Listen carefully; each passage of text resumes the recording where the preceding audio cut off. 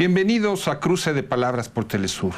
Soy Luis Hernández Navarro y hoy nos acompaña en el estudio la doctora María Elena Álvarez Bulla. Elena es una muy reconocida bióloga que durante muchos años ha investigado el mundo de las semillas autóctonas de maíz, que ha debatido el papel de los científicos en la sociedad y que hoy dirige el Consejo Nacional de Ciencia y Tecnología, el órgano que rige la política científica del Estado mexicano. Elena, muchas gracias por acompañarnos en este Cruce de Palabras. Muchas gracias a ti, con todo interés y gusto de estar aquí. Elena, tu nombramiento estuvo acompañado de un intenso debate en la comunidad científica. Pareciera ser que tu pasado como crítica de los transgénicos en el caso del maíz, tus investigaciones, tu visión sobre el compromiso de la ciencia no le cayó muy bien al establishment científico mexicano. Sí, bueno, es un hecho, a mí misma me sorprendió porque, bueno, tú has enfatizado acá este papel que he tenido en la discusión pública sobre el impacto de ciertas tecnociencias sobre, pues nada menos que la producción de alimentos, pero tengo una carrera científica sólida en biología de sistemas, en genética molecular, en aspectos muy fundamentales de la ciencia que sin duda le imprimen ahora a la Dirección General de Ciencia y Tecnología de México una visión científica, es decir, estamos generando nuevas políticas de ciencia y tecnología desde la ciencia, no nada más desde la gestión. Y entonces sí sorprendió que algunos miembros de la comunidad científica, que tú les llamas el establishment, quienes habían estado ocupando puestos claves en el organigrama del CONACYT o de otras organizaciones ligadas a la ciencia y tecnología, se manifestaron de una manera muy virulenta, diría yo.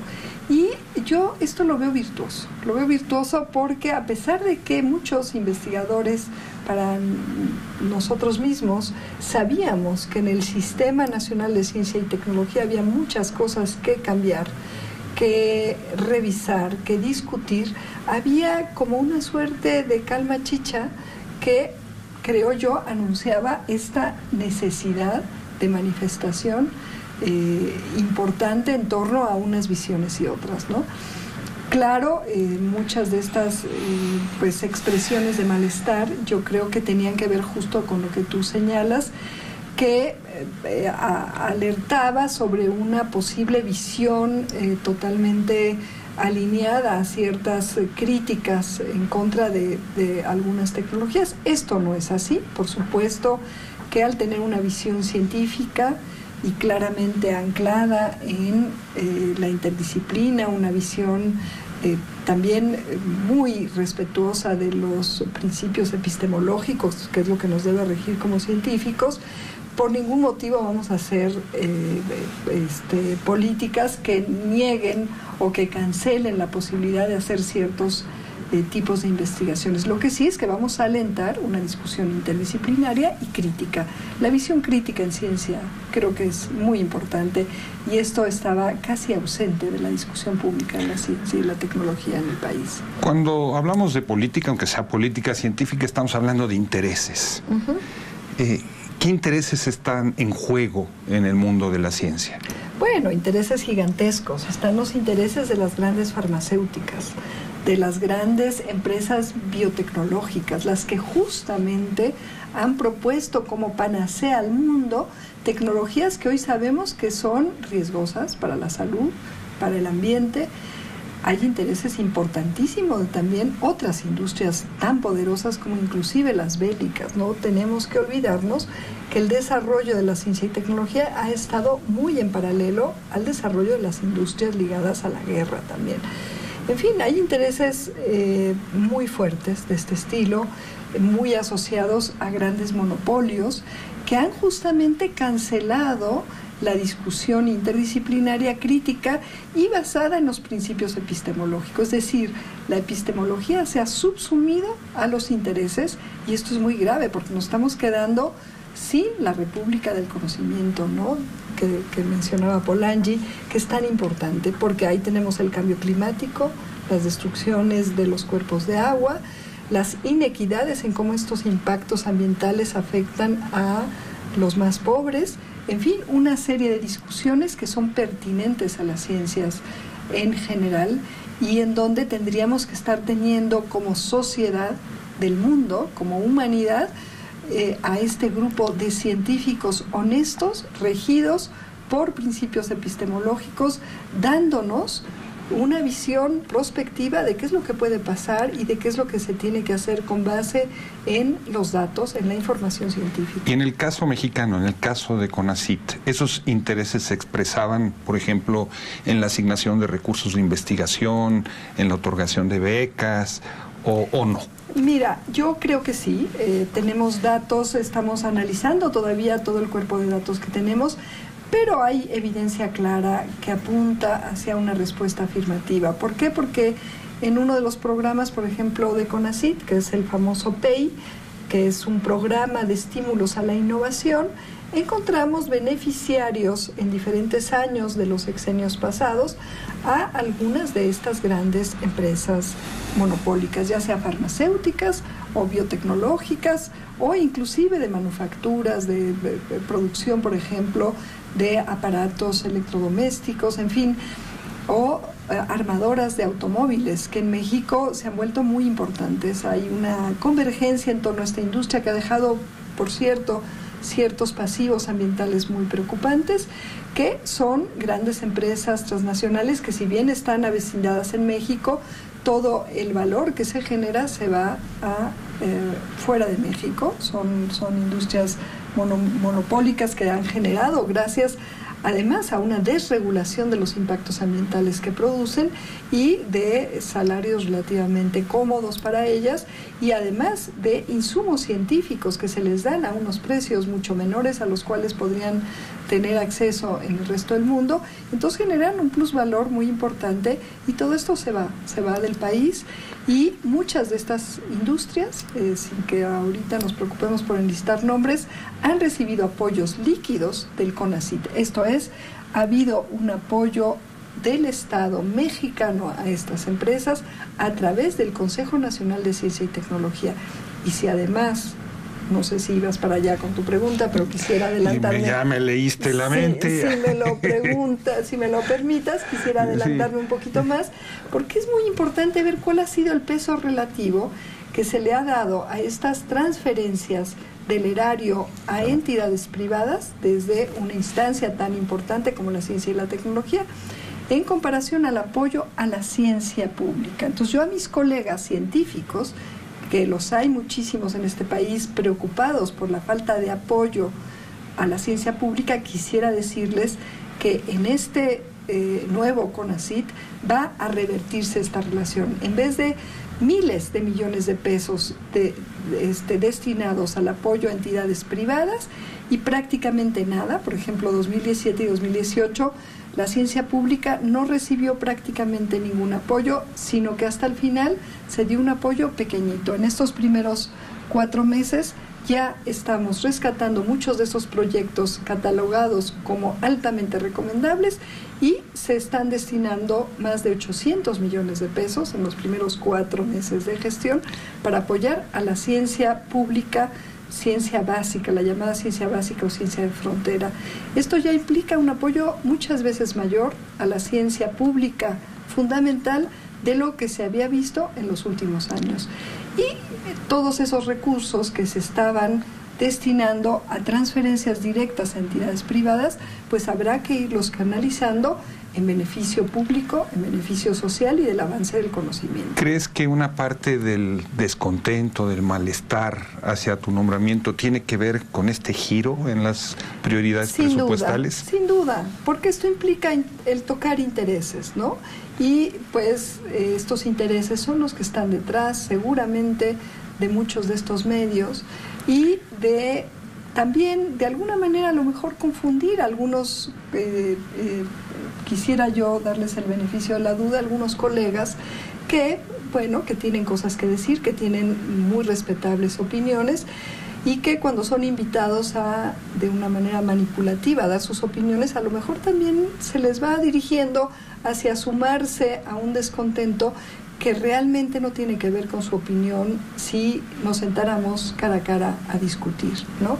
Pero yo creo que sí, muchos de estos intereses corporativos que están muy asociados a ciertos medios, que son los que sistemáticamente han estado sacando distorsiones de lo que realmente está sucediendo, y por eso es que a mí me gustaría invitar a que los colegas, que es la comunidad, los colegas de científicos con la cual tenemos que trabajar, se acerquen a CONACYT, que está de puertas abiertas, para tener información directa. Pero sin duda, yo creo que muchos de estos intereses, si no es que todos, pueden estar implicados en estas campañas de desinformación y de reacción virulenta. ¿Cómo te explicas que, teniendo tú una formación en ciencias duras, una trayectoria científica intachable, ¿no?, con una obra reconocida internacionalmente, de repente te quieran presentar ante la opinión pública como una mujer naif, que tiende a creer en la magia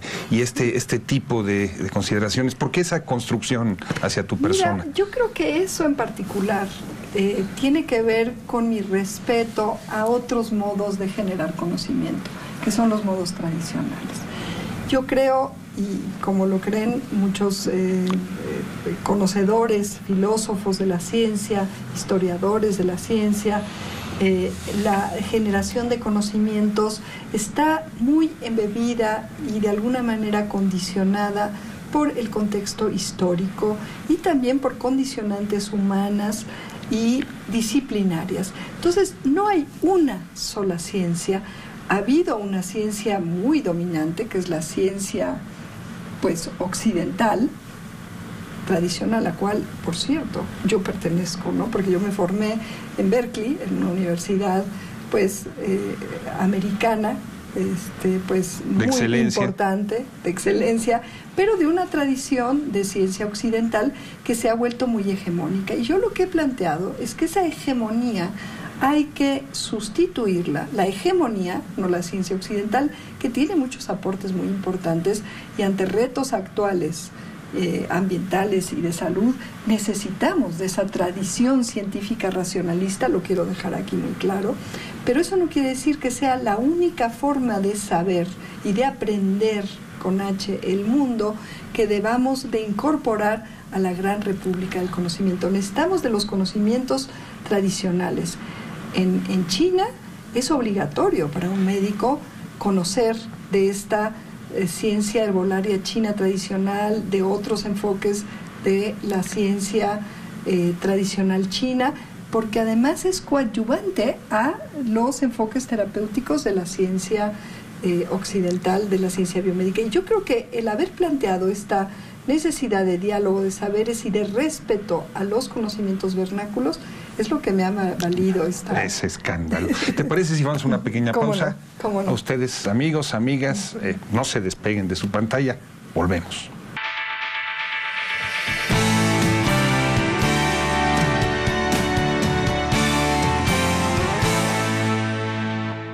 Estamos ya de vuelta en este cruce de palabras, conversando con la directora del Consejo Nacional de la Ciencia y Tecnología en México, la doctora Marielena Álvarez Bulla. Elena, en este proceso de transformación que tú has emprendido, has hablado de que el CONACYT se debe de encargar también de las humanidades. ¿Qué reacción ha habido ante eso y por qué no es esto quitarle un poco la especificidad a esas ciencias duras? Pues mira, yo creo que, y sobre todo en los tiempos que corren, no podemos prescindir del análisis humanístico y social cuando estamos pensando en aplicaciones tecnocientíficas. De hecho, el haber a veces prescindido de ese análisis completo, interdisciplinario, nos ha presentado como humanidad ante riesgos, y ahorita estamos en un momento de crisis muy importante ambiental.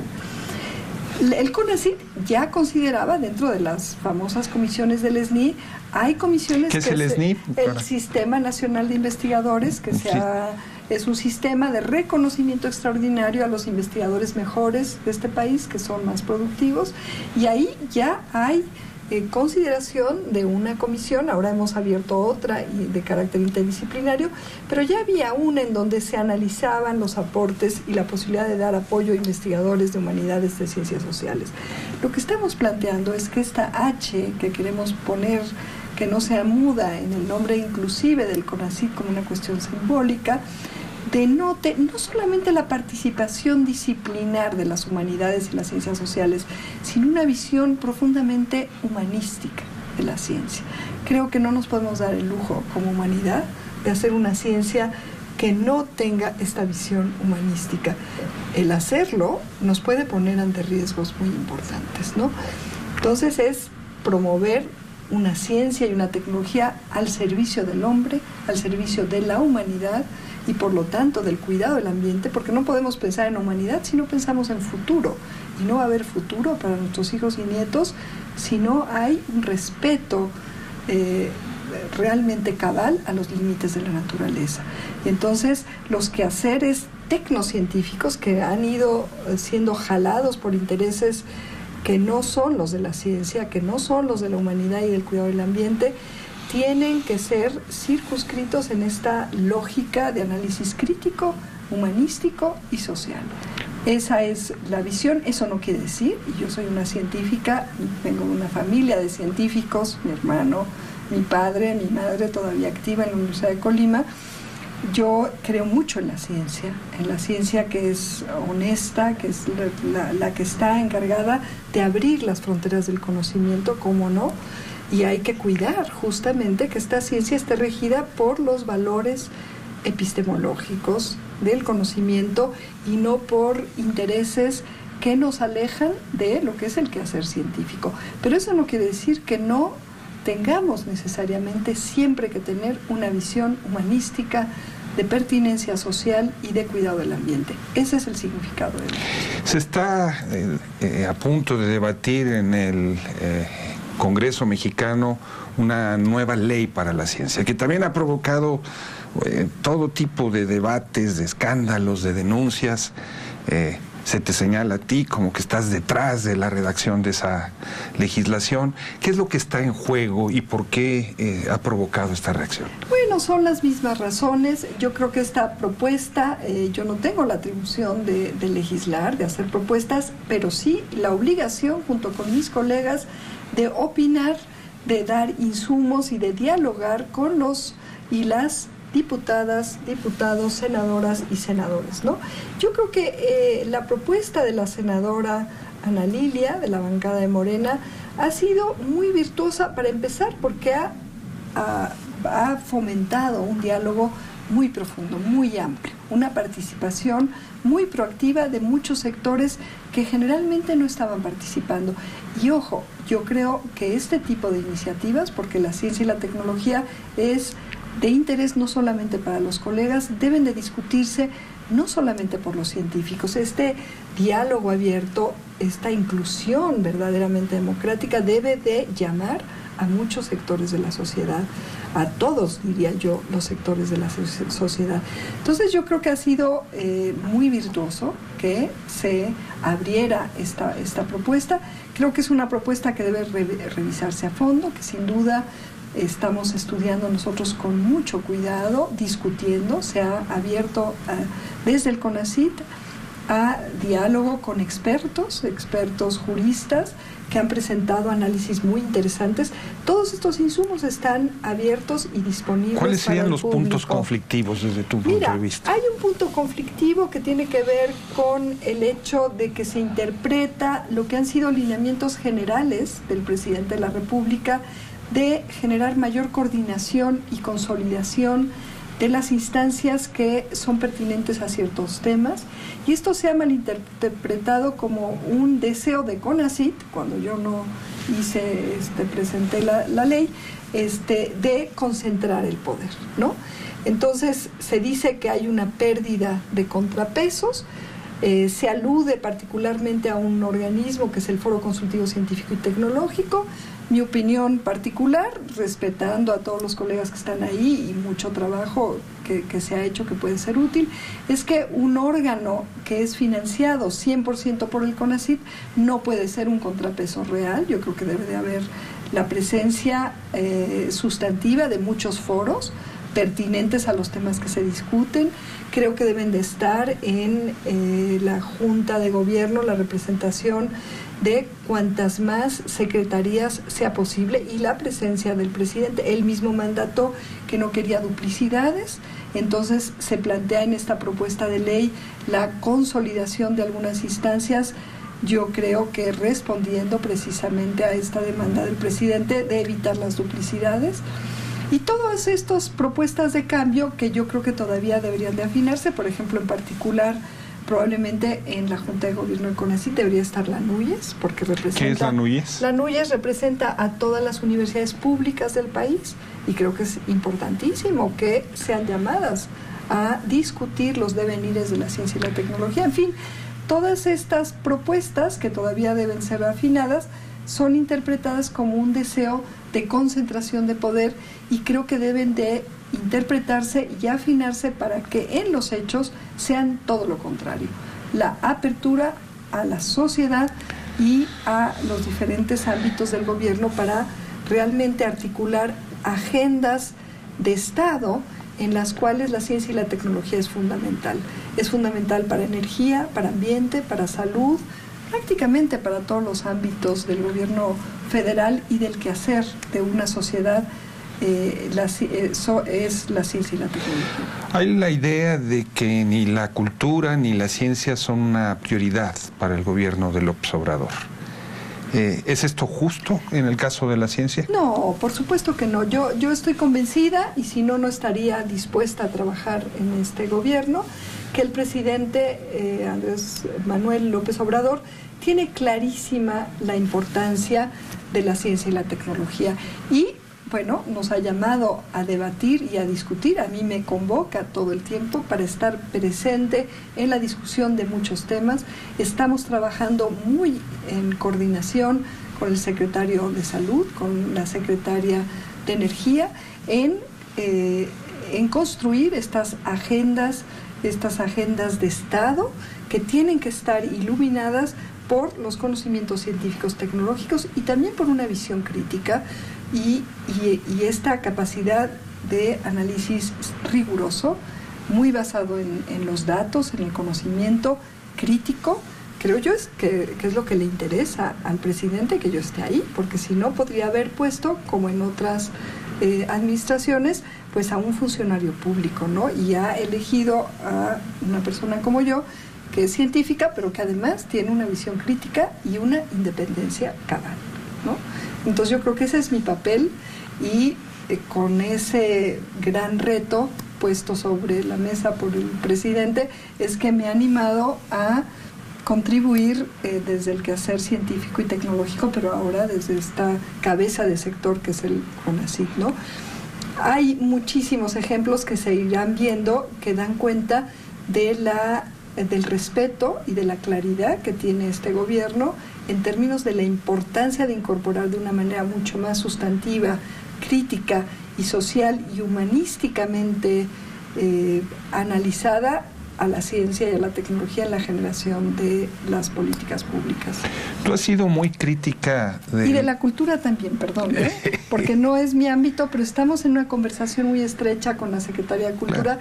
Yo creo que la resonancia entre el arte y la ciencia son muy importantes. Pero hay una disminución de los presupuestos y quejas de artistas y cultura, hay todo un debate, sí, hay un debate muy intenso, ¿no? Muy intenso. En ciencia y tecnología vamos a empujar para que haya más. Ahorita mismo estoy gestionando ante la Secretaría de Hacienda y Crédito Público para que además nos subsane una falta de apoyo a la parte de infraestructura, que es una inversión pública que está ya ahí y que hay que cuidar. Pero en ciencia y tecnología, si vemos todo el presupuesto, no hubo una disminución, tampoco hubo un aumento. Eso fue lo que se prometió, se cumplió, pero mi papel va a ser el insistir, y estoy convencida de ello, de que haya mayor presupuesto. Pero primero tiene que haber mayor también coordinación, articulación y suma de capacidades para que ese presupuesto, cada quinto del erario, realmente se refleje en algo útil para la nación, ¿no? Tú has sido muy crítica con el uso de semillas transgénicas de maíz en una región como Mesoamérica, que es una región de origen, ¿no?, de este cereal. Sí. Una de las críticas que se te hace es que vas a frenar las investigaciones en esta área. En 2 minutos, porque ya se nos acabó el tiempo. ¿Es eso así? No, no se va a frenar la investigación en ningún área. Eso sería absurdo y sería anticientífico, y yo sigo siendo la misma. Sigo siendo la científica que ha dedicado su vida a la ciencia. Entonces no se va a frenar por decreto ningún tipo de investigación, pero sí vamos a mantener una mirada precautoria de protección, de prevención y de previsión ante cualquier desarrollo tecnocientífico y sobre todo humanística y con una visión claramente social y de cuidado ambiental para prevenir impactos no deseados y que además serían completamente inadmisibles, como es la contaminación de nuestra base de alimentación, que es el maíz, sobre todo con desarrollos que han demostrado ser insuficientes tecnológicamente y que traen consigo agrotóxicos como el glifosato, que es cancerígeno y que tiene un impacto claro negativo a la salud, cada vez más claro, pero que no queremos que llegue a ser tan claro, queremos prevenir esos daños. No es realmente científicamente justificable y socialmente menos el que tengamos este glifosato cancerígeno en nuestras tortillas, en nuestro alimento básico que consumimos día a día.